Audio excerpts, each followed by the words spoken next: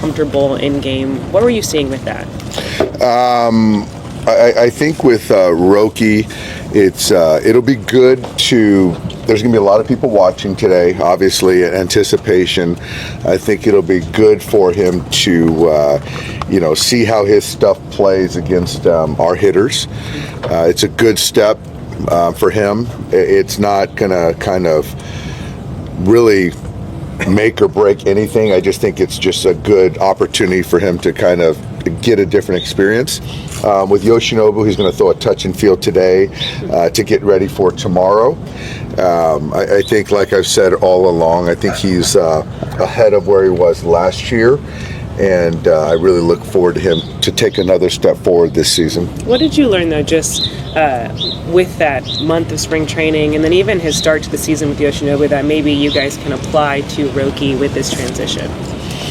I think that obviously Yoshinobu was ahead of where Roki is at as far as innings, age, but I do think that, and I think that you've just got to live it, experience it for yourself to somewhat make the adjustments that are needed going forward. But Roki's certainly talented. I just think we just got to continue to give him opportunities, experiences, and he's going to find his own way. So Yamamoto starts tomorrow? Yeah. Against the Cubs? He'll start tomorrow against the Cubs. How much do you think Roki needs to pitch in order to get ready for the Cubs in Tokyo? I think that there's one thing of being as ready as you can be for his first outing, regular season outing, versus that's not the end-all be-all. And what best to kind of appreciate that he's not a finished product. We're continuing to build him up throughout the season. So, I mean, a handful of starts before, Tokyo, and we'll just see how it goes. But I think with Roki, we're still learning. We really are. And I don't think, as he gets on a routine, a regimen, we're learning more each day, each week. And I do think we got to give ourselves him some kind of be able to read and react a little bit with him. Given that he is kind of an unofficial product, what can we really expect from him as a rookie just this year? And sort of obviously understanding that there's a lot of depth and talented arms behind him in front of him. I think that we should be able to expect him to fill up the strike zone, go as hard as he can for as long as he can, to learn from each outing, and after that, everything else will take care of itself. Do you have any plan on when Roki's pitching in a spring training game? Given he's throwing to hitters today, he'll probably throw another pen, and then after that would be what my assumption would be, he'd be in a game. So I think that today, once we get through today, we'll see when his pen lines up. But essentially, he's on a 1 week program. I think once a week program. So I think Mark is already kind of on it right now, but I don't know exactly right now. And Dave, with Roki's, have been so much made about just the raw stuff, triple-digit fastball, splitter that drops 33 inches. It's been just a couple of bullpen sessions, but really, what stands out about this stuff? I think the split is on the grading scale. It's up at the top. The fastball, it's still early, so we're not expecting to see triple digits yet, and so I haven't seen him. I'm curious to see how it plays versus hitters. So obviously, I know what you guys know, and I'm learning kind of as we go as well. There's certainly, obviously, we've talked about talent. I think that there's I think we have a very good support group for Roki. On his guys, our guys that we've had, his teammates, you can see how he's already kind of, guys have already taken to him, which is fun for me to see that. He's used to being the best, and there's something to being an elite performer, having success that translates to wherever you're at. and you have high expectations for yourself. So as far as kind of the success, I don't think anyone's worried about that. I'm just trying to guard against being Cy Young on first day of live batting practice, which no one's expecting. Obviously, there's a lot of focus on his fastball velocity during the recruiting. Do you know where that's been so far in camp? I don't, Jack. With Shohei, obviously, I was kind of in tune with the velocity and some of our guys, but Roki, I don't know. So today I'm as curious as you guys are where that's going to sit. How much would a couple extra ticks on that, getting it back to like where it was, when it's like 98, 99, like how much does it matter for him, which is kind of the way that pitch plays and the life on it?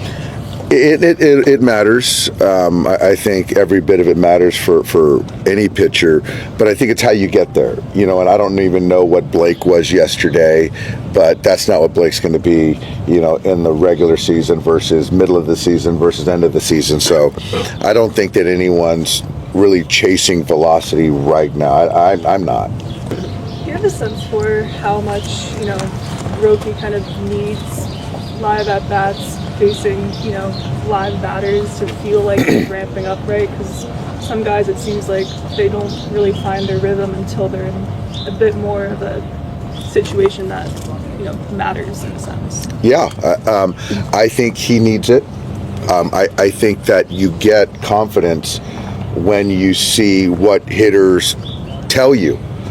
And that's how pitchers, the really good pitchers, get information and how your stuff plays. And so he'll learn how his fastball plays, how good his command needs to be. Guys that swing at his split or his breaking ball, they take it, they square it up, or they don't. All that stuff, the more you do that with repetitions, then you gain confidence and knowledge. So a guy that hasn't faced major league hitters, and I say the same thing about Yamamoto last year, and so all that stuff is valuable. Did you know what Shohei's view was at in yesterday's bullpen and how he's just feeling after it? I think it was the same as the first one, 92 to 94. Yep. And he's feeling good after it? He feels good, yes. Dave, are you just ready to get back into some game modes tomorrow for spring training game? I don't think we have a choice, but I'm excited. You know what? To be fair, I wish I had a couple more days, but it is what it is, and I know the guys are excited to get back out there, yes. Nolan Arenado to the Dodgers? The truth behind this shocking trade. Hey, Dodgers fans! Police Carlight, we've got a huge update on a superstar who has been linked to our team for a while now. A player who grew up near Los Angeles posted some cryptic messages and even blocked a trade to one of our biggest rivals. But is he finally on his way to LA? Stick around until the end as we break down every detail of this ongoing saga and what it could mean for the Dodgers. And of course, don't forget to like, subscribe, and drop a comment. Do you want to see this star in Dodger Blue? Blue Heart Baseball. Current situation. The Los Angeles Dodgers have had an absolutely wild offseason, bringing in superstar talent and building a team that's already making the rest of the league nervous. With Shohei Ohtani and Yoshinobu Yamamoto now in the mix, LA's front office has made it clear they'll do whatever it takes to win. But the Dodgers might not be done yet. The name that keeps surfacing in trade rumors? None other than St. Louis Cardinals third baseman Nolan Arenado. Why? Well, there are three major reasons. Keycap 1 Arenado grew up less than an hour from Dodger Stadium in Newport Beach. Keycap 2, he made some mysterious social media posts that got fans buzzing. Keycap 3, and the most intriguing one, he blocked a trade to the Houston Astros. That brings up the big question. Does Arenado want to be a Dodger? Thinking face. The clues. The first clue dropped in December. Arenado posted a series of Instagram pictures with his family and the song playing in the background. Dodger Blue by Kendrick Lamar. Coincidence? Maybe, but it doesn't stop there. 2 of the 12 photos showed Arenado at the LA Memorial Coliseum and Crypto.com Arena, home of the Lakers. So, he was in LA and made sure everyone knew it. Then came the second clue. Earlier this month, he posted a video of Manny Ramirez hitting a home run from his time in Cleveland. Now, that seems random until you remember that Ramirez played 3 seasons with the Dodgers. With all these hints and the Dodgers needing a top-tier third baseman, it's no surprise that trade rumors started heating up. Arenado's response. So, what happened next? Arenado, who seemed to be flirting with the Dodgers, showed up to Cardinals spring training and addressed the speculation. His response? Straight to the point. I'm back and I'm ready to go play ball. I'm a ball player and I'm a Cardinal until I'm told I'm not. You know what I mean? And that's all there is to it. And I've got a lot of work to do. I've got to be a better ball player, and that's what I'm focused on. So, does that mean the Dodgers are out of the picture? Not necessarily. What he said sounds more like a standard response from a player who doesn't want to stir up controversy. After all, he's still under contract and needs to maintain a good relationship with the team for now. What this means for the Dodgers. Could the Dodgers still make a move for Arenado? Absolutely. But there are a few key factors to consider. Wide heavy checkmark Arenado's contract. He signed through 2027, meaning the Cardinals could demand a huge return in any trade. Wide heavy checkmark the Dodgers roster. With Mookie Betts shifting to second base, the team could use a defensive powerhouse at third. Arenado would be a perfect fit.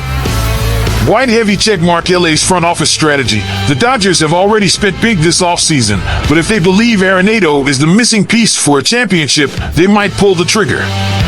Right now, it seems like the Cardinals want to keep Arenado, but if their season starts off poorly and they decide to rebuild, everything could change.